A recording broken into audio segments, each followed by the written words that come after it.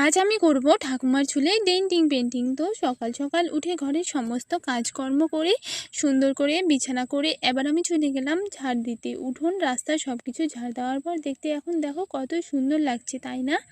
তো এখন টাইম ঠাকুমার চুলে ডেন্টিং পেন্টিং করানোর, মানে হেয়ার কালার করানোর। আর এই কাজটা করতে সত্যি আমার অনেক ভালো লাগে।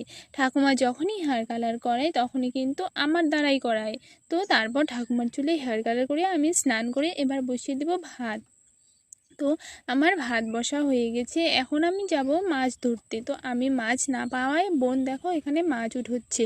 তো এখানে অনেকগুলো মাছই উঠিয়েছে। তারপর আমি রান্নাঘরে এসে দেখছি যে আমার ভাতগুলো হয়েছে কি না। এরপর ভাত খাওয়া দাওয়ার পরে একটু থালা বাসনগুলো পরিষ্কার করে নিয়েছি। তো এই ভিডিওটা ছিল এই পর্যন্তই। তো তোমাদের যদি ভিডিওটা ভালো লাগে তো চ্যানেলটাকে সাবস্ক্রাইব করে অবশ্যই একটা লাইক করে দিও। টাটা। আজ আমি করব ঠাকুমার চুলে ডেন্টিং পেন্টিং। তো সকাল সকাল উঠে ঘরের সমস্ত কাজকর্ম করে সুন্দর করে বিছানা করে এবার আমি চলে গেলাম ঝাড় দিতে। উঠোন রাস্তা সব কিছু ঝাড় দেওয়ার পর দেখতে এখন দেখো কত সুন্দর লাগছে, তাই না?